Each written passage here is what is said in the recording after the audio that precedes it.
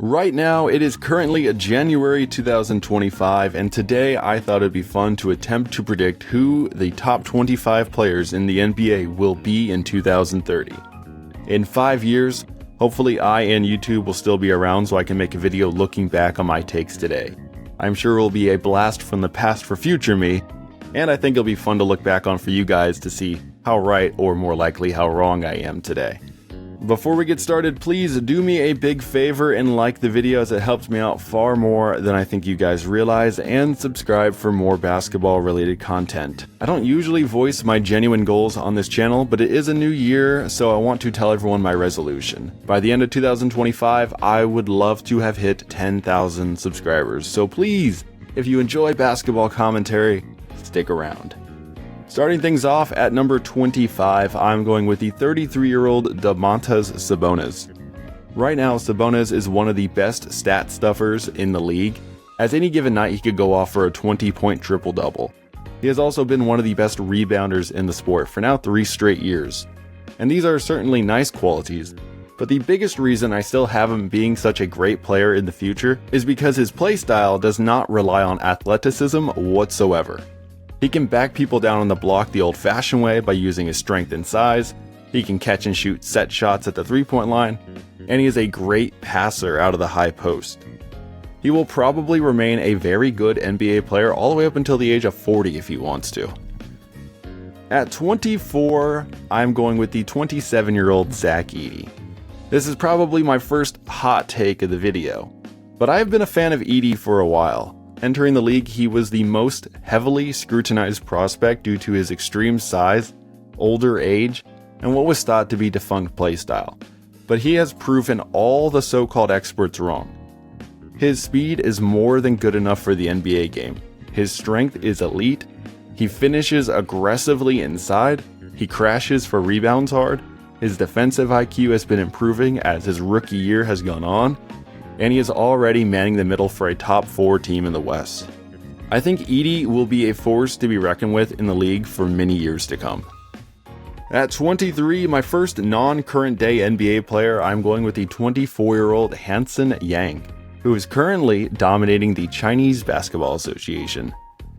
Yang looks like the modern day point center every good NBA team desires. He is a good scorer both around the rim and out of the three-point line. His passing has been dazzling, he is a monster rebounder, and his rim defense, at least at the CBA level, has been elite. Although time will tell how his attributes translate to the hyper-athletic and fast-paced American game. But even as a modest athlete, I believe Yang has enough size and, more importantly, basketball IQ to have success in the NBA. Yang is my home run swing of this list. If you want to learn more about him, check out my video all about his career up to this point, and a breakdown of what he does on the floor pre-draft, down in the description below. At 22, the 28-year-old Jalen Williams. Already in his brief NBA career, J-Dub has shown he is more than a capable ball handler, passer, finisher inside, shooter, and perimeter defensive player, especially the defensive player. He is the dream off-ball guard every NBA team desires. One curious thing though that may sway him one way or another towards even superstardom is his future team. In the past, in Oklahoma City even, we have seen a very good lead guard leave an elite team to be the face of a lesser franchise. I wonder if J-Dub is going to go down that path. At 21, the 35-year-old Giannis Antetokounmpo. For players like Giannis, I feel like I am taking a risk by putting him here, but I think he is one that is worth taking that risk for. Giannis has been one of the NBA's best players for a while now. He reshaped the league. Very few come close to matching his combination of strength, length, confidence, and IQ. His scoring ability around the basket is as good as it comes. I bet in 5 years he will still be elite here. But the outside shot does have me worried. Giannis has never been even a respectable three-point shooter. Players who rely on athleticism so heavily usually do not age well, but call me crazy, I think the Greek Freak will be an exception. At 20, the 28-year-old Franz Wagner. There is a lot to love about Wagner's game in the modern NBA. The bigger than you realize forward can orchestrate with the best of them, create scoring looks for himself and his teammates at all 3 levels, and his 3-point shooting appears to be back on track. Plus, his defense has been making noteworthy strides as the scrappy Magic team he is currently on, and hopefully will remain on, has made high-effort physical defense their identity. Wagner is set up to be one of the best in the league for a very long time. At 19, I am taking another not current NBA player. I'm going with the 23-year-old Dylan Harper. His freshman year at Rutgers has been one of the greatest freshman years in college I have ever seen. Harper is the complete package for an NBA point guard. He can create, pass, score inside, shoot the long ball, and defend around the perimeter. Thanks to his size and athleticism, plus more importantly his confidence and IQ, I think he's going to translate very well to the NBA. He may be the number 1 overall pick in 2025 for very good reason, and whoever lands him will have their point guard of the future for hopefully many years to come. At 18, the 27-year-old Alperen Şengün. Another center of the future by design, Şengün has shown more than just flashes of what he is capable of early on in his career. But due to roster configuration, in my opinion, he has not gotten to fully blossom into the player he will become. In a system where he is getting the same touches Sabonis or Nikola Jokic get, Şengün will be a star. But I acknowledge that he is not perfect. His outside shot has to fall at a higher rate, and honestly, his inside the arc scoring needs to be improved upon as well. But even so, I believe Şengün is set to be a great player for a very long time. At 17, the 28-year-old Jalen Johnson. Another one that may surprise some of you watching in 2025, but I'm really high on Jalen. He is a super strong, fast, and athletic forward who both plays bigger than he is around the basket, but also is a more than capable perimeter player. I'm not sure if his future is in Atlanta, given their current roster construction, but I believe it will be in their best interest to invest in him to be their power forward for many years to come. At 16, the 31-year-old Jason Tatum. The current face of the defending champions, Tatum is in a really good spot to have a long Hall of Fame worthy career. And like many of the other over 30 guys who are on my list, Tatum is a good athlete, but he does not rely on that element of his game to do what he does best. Tatum is an elite scorer and shot creator from all 3 levels, especially from deep. And Boston has bought in more so than any other team in launching as many threes as possible. That is a recipe for a long, great career. At 15, I have my final non-current day NBA player, the 23-year-old Cooper Flagg. Even though Harper has stolen the show at the college level, Flagg is still the real deal. He has great NBA size at the forward position, he can score inside and out, and he possesses confidence far ahead of his peers. Players who make the game look slower than it is are the ones you have to fear the most on the NBA court, and this is Flagg. He does not possess the athleticism most NBA teams salivate over, but he has found a way to establish himself as one of the best ever at his age. I know he is going to be a great NBA player, and I am excited for what the future holds for the league with him in it. At 14, the 30-year-old Ja Morant. This one is my first big-time injury risk type player, as even though very few will argue Ja has the tools and confidence to be a top 20 player in the league right now and in the future, his injury risk has greatly hampered his career. Still though, he is one of the best ball handlers and creative finishers in the sport, plus his defensive ability has steadily been improving. He has moved towards less high-flying, dangerous plays this year, which should help further the development of his crafty scoring and shooting that reduce the risk of injury in the future. I hope Ja can stay healthy and out of trouble off the court, because I believe the sport is better with him in it than without. At 13, the 28-year-old Anthony Edwards. Right now in 2025, there is a big push from American mainstream media to make Edwards the face of the league. And though I admire his game, and more so his dedication to improving his weaknesses, I am not so sure the top 5 player is in his future. Still though, Edwards is a spectacular force on the court. His confidence is sky high, his athleticism is unreal, his defense has become great, and his shooting ability has arguably become his best skill. He has a ways to go as a playmaker for others, but even so, Edwards is a spectacular player who will have a long, potentially Hall of Fame worthy career. At 12, the 27-year-old Brandon Miller. Right now it may seem crazy for me to have Miller so low on this list, but he has quietly turned into one of the best young players in the sport. Miller is a 3-level shot creator by nature, but he has bought in on three-point shooting big time this year, and it has resulted in some great offensive performances. His defense, rebounding, and passing have also all made strides from year 1 to 2.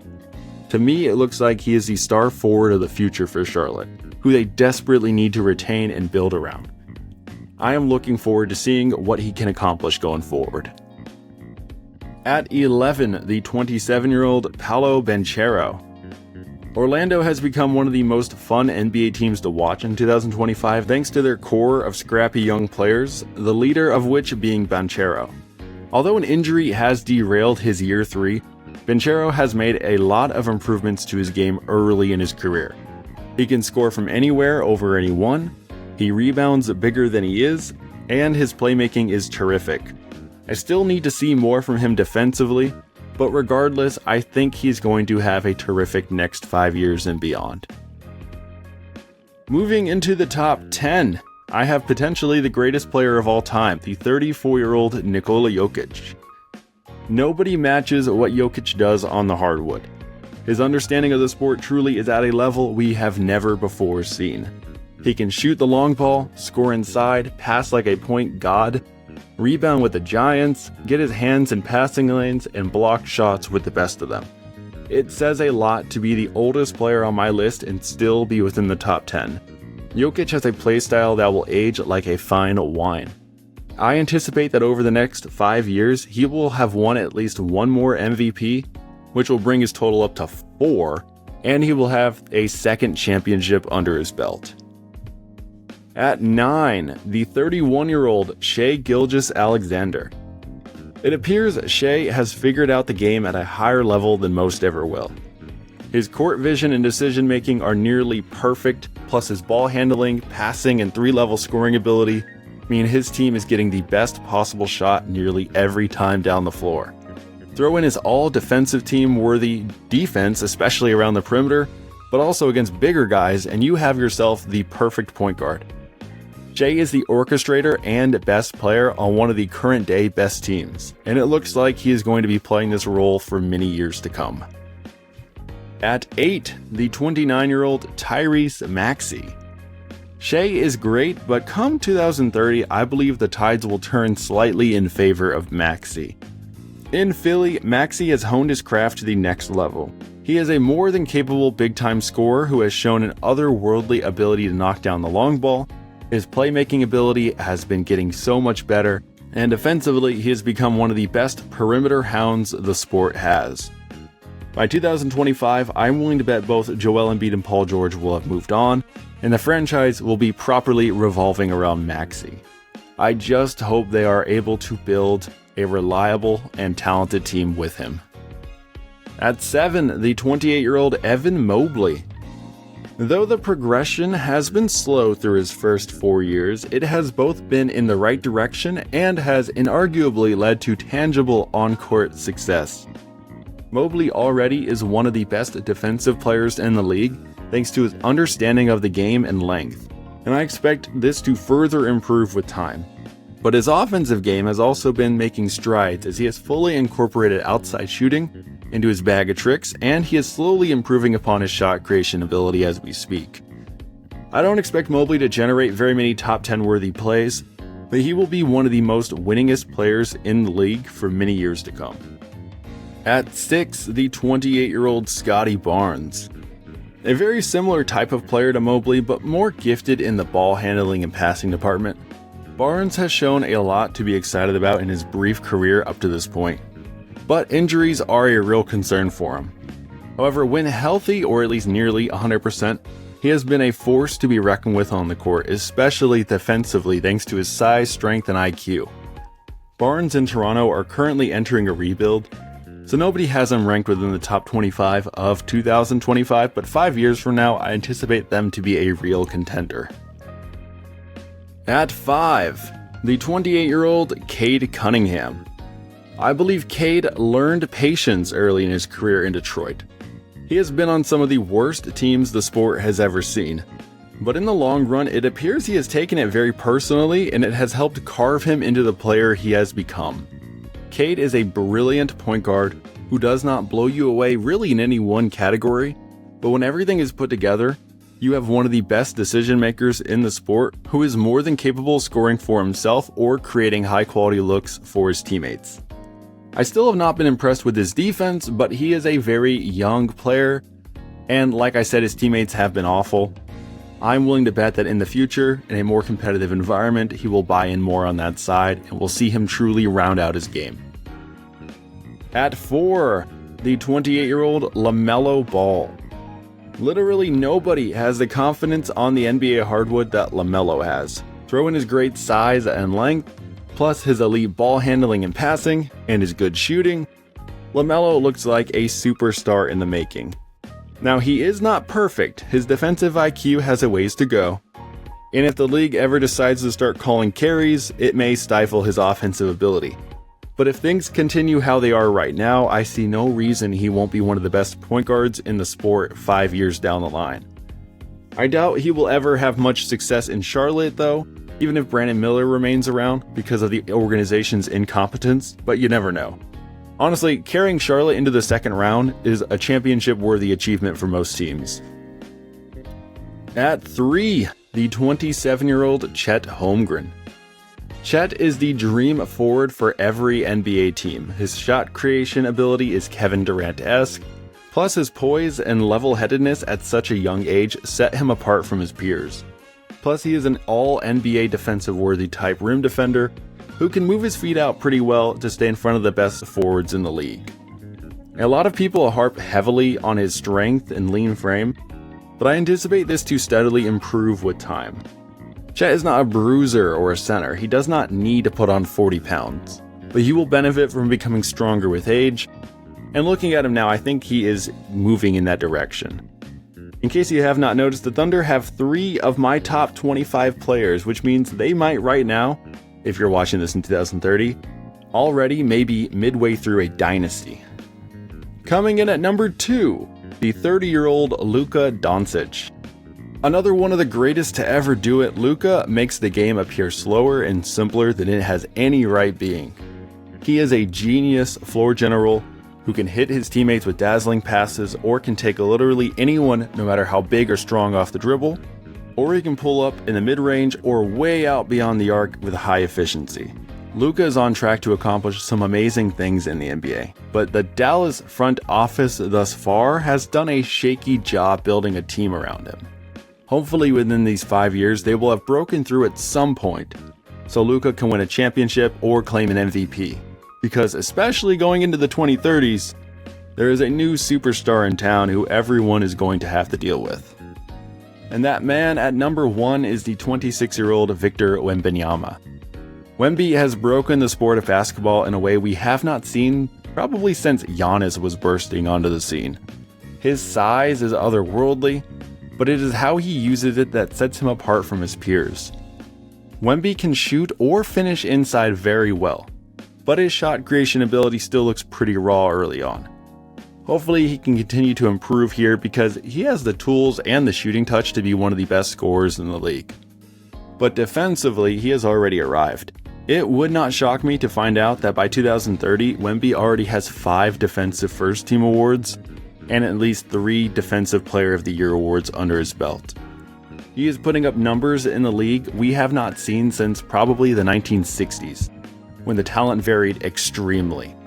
Wemby is such a cheat code on the floor, plus in case you have not noticed, he is filling out really well.